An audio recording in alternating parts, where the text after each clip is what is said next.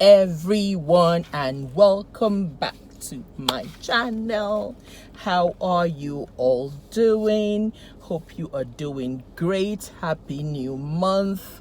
May this month be a blessed one for us all. Amen. Happy 4th of July to those in America. Happy Independence to the Canadians. They celebrated theirs a couple of days ago as well. Welcome back, welcome back, welcome back. If you're new here to this channel, I welcome you. Thank you for the visit, and I hope this visit will remain permanent. Please thumbs up, subscribe, like, share, and comment on the videos that I post. Thank you so much. For my old family members, welcome back again. Welcome back, welcome back, welcome back. I welcome you back. Thank you so much for your love and support. So, another video is posting today. It's still in the Journey of My Life series. And this one is when a mother comes for her child's inheritance. Yes, for real, for real, for real. Not a movie, for real. But before I delve into that, a question popped up from one of my subscribers, and he called and said, I left something out from the previous video. That I said the funeral director went downstairs to get the corpse ready for us to do the private viewing, but then he came back upstairs. That, what did he see? I said, well, what he saw was that, if you can imagine a flat bed of a tow truck, how sharp it is, going in through the windshield of his car. So, how gruesome that is. So, the impact of the flatbed hitting his windshield is what caused the accident. He said he'd never seen anything like that before in his 20 years, over 20 years that he's been doing the business. So, that explains that. I also got comments about how people are learning from this life experience, and that is all I want. Honestly, I want people to learn. Don't think, oh, it can never happen to me. Oh no, not me. No, I didn't think it was going to happen to me, but it did. So I'm glad people are learning from it, and that's why when someone else called me and said, you're making it too short too. And I said, no, I'm not making it too short. I'm making it in an appropriate amount of time. Just because from that episode that I post, I want you to digest it and think about the things that transpired in that video. So that's that. So I now got an inbox message from a lady that saw my post on Facebook.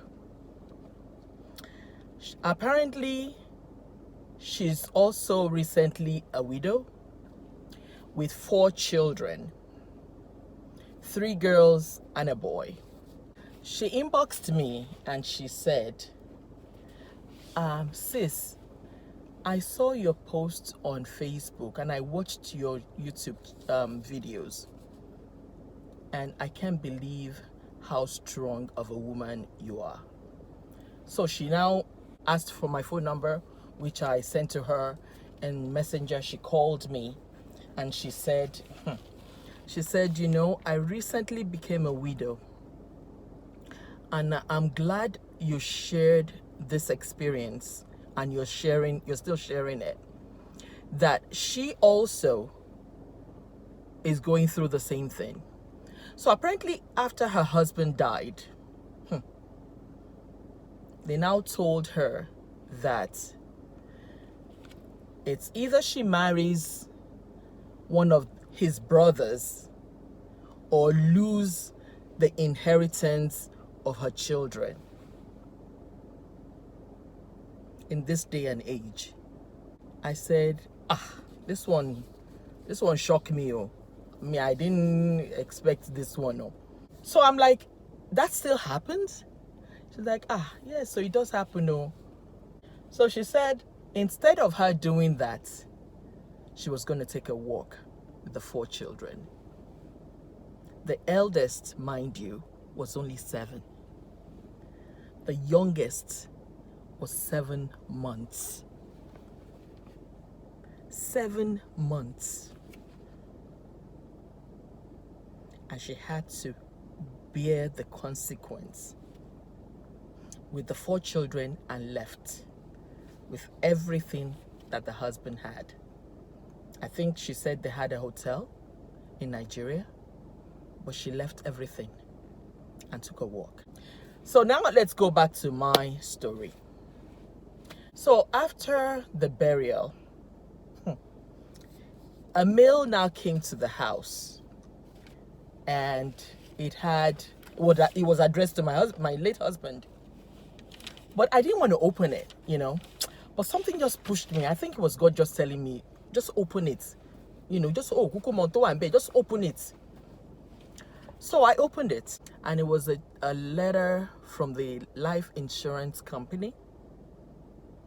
It was a change of beneficiary form. A change of beneficiary form. The ironic thing about the form that I first noticed was the signature on it wasn't actually my husband's signature. It was forged. That's number 1. Number 2 was the date stamped by the life insurance company acknowledging receipt of the change of beneficiary form was almost exactly a month to my husband's death. He died February 5th. The date that was stamped on the life insurance form was January 3rd. January 3rd. And you tell me that his death, there's no more to it? There's not more to it that meets the eye? Absolutely, there is. There's money. There's money. So I looked at the names on the change of beneficiary form, and I was like, wow. But the one that shocked me the most was my mother-in-law. I now thought, how can a child put his mother's name as a beneficiary on a life insurance when he has children? Did he know he was going to die? Did he know he was going to die before his mother? I want on this point, I want to know your thoughts. Please comment, send me email. I'll read them anonymously. So hold on to these 3 things. Number 1, the signature wasn't his. The date that was stamped as received by the life insurance company was almost exactly a month to my husband's death. February 5th, January 3rd. This wasn't this man. This is not his signature. What's going on? I guess word got to my mother-in-law that kashowa and be confirmed. There's cash somewhere. Please come and get it. come, hurry up and come and get it. So she too got on the plane and came to get it. Mind you, this is someone that after my husband passed, I called and I said, you know what? Forget about everything that has happened in the past between you and I. You've lost your son, have lost my husband, my children have lost their father. So whatever it is, let's forget about it. Let's start afresh. So they said she needed some medications. So I went to the pharmacy. I spoke to the pharmacist there that, you know what, my mother is in your database, you know, so and so, you know, and she has some prescription medication in your system, so I would like to fill them, and which I did anyway. I sent those to her. I still found out that if I don't call, I don't get a call. So I'm the one like always pushing, you know. So I sat back. I would love to hear, you know, from viewers.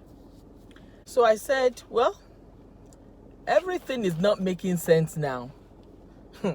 But I know eventually it will.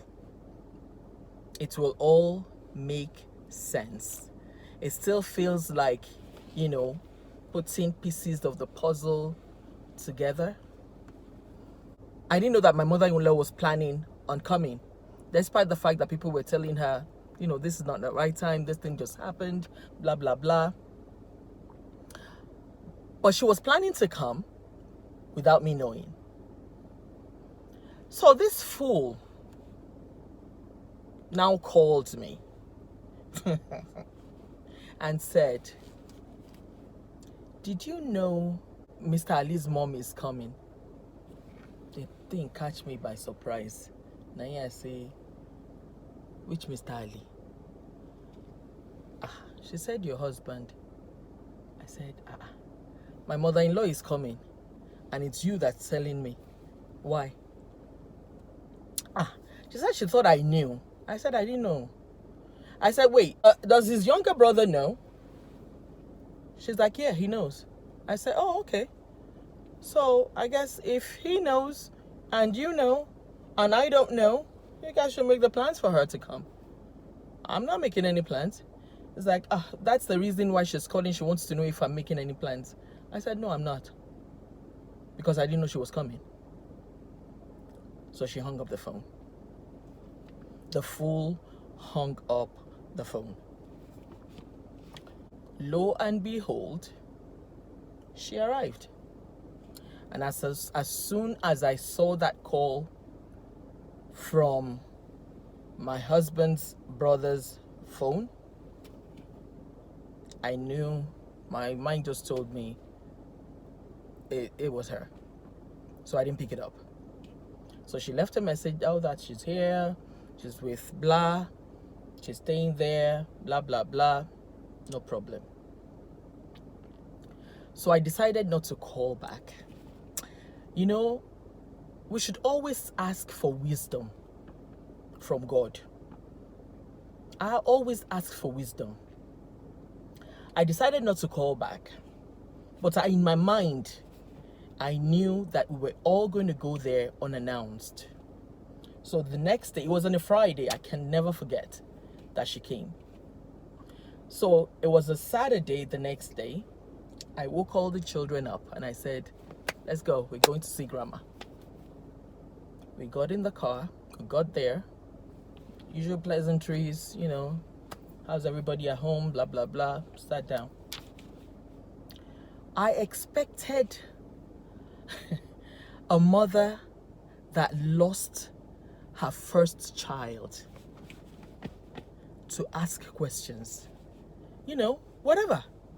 I've heard from other people about what happened, about the accident. Let me hear from you. What happened? How have you guys been coping? I know it's only been 3 months, but how are you and the children coping? Something.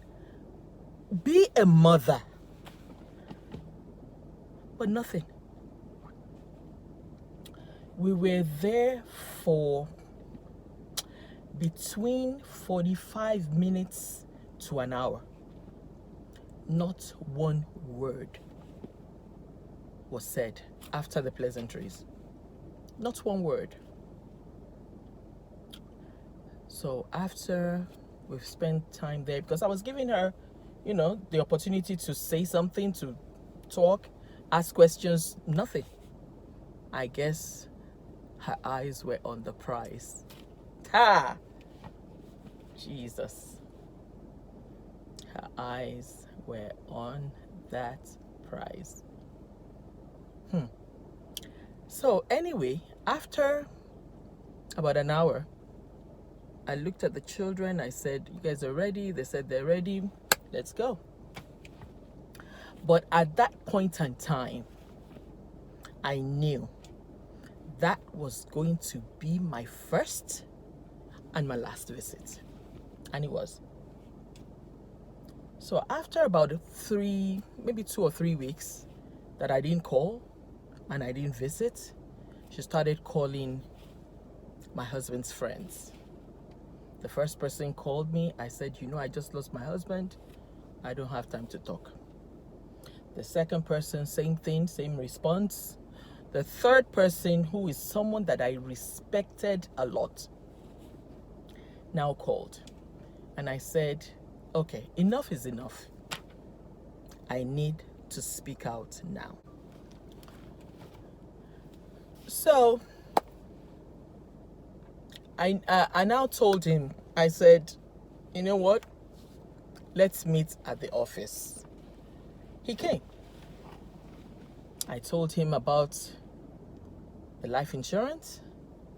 I told him what I said to my mother-in-law after Kunle passed, how we should open a new slate, a new chapter, a new book.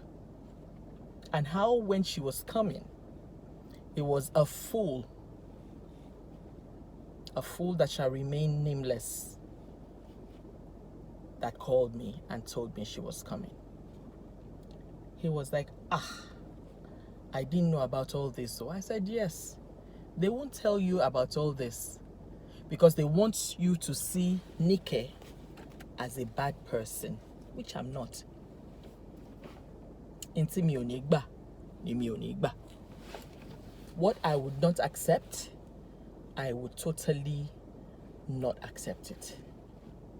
I told him, I said, everything that I am telling you, I want you to go back and tell her that Nike said this, and the other, and ask if it's true or not. He said, okay.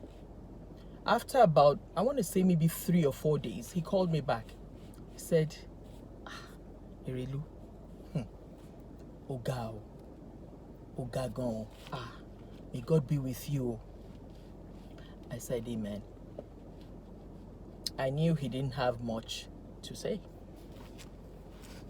but that was it. So I stood still, and I'm still standing still on God's promise that whatever challenge I'm facing, it will on the long run work out in my best interest. Since he knows the end as well as the beginning, everything will on the long run work out for good. Because sometimes, God allows us to go through trials, through tribulation, just to mold us and mold our character. To mold us and to mold our character.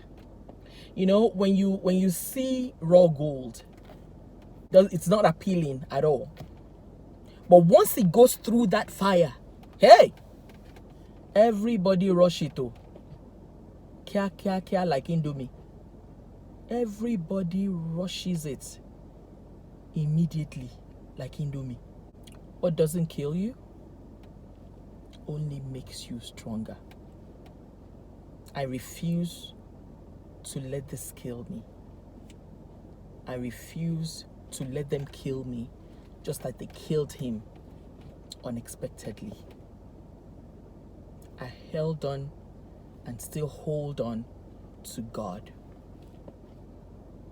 the author and the finisher of my life, not just my faith, the author and the finisher of my life. So with this, I stop for now, and we'll start again in the next video. Thank you so much for watching. Thank you for your love. And if you have not subscribed, please subscribe, like, share, comment on the video. I want to read your comments. So have a blessed week, everyone. I leave you with love, peace, and joy always.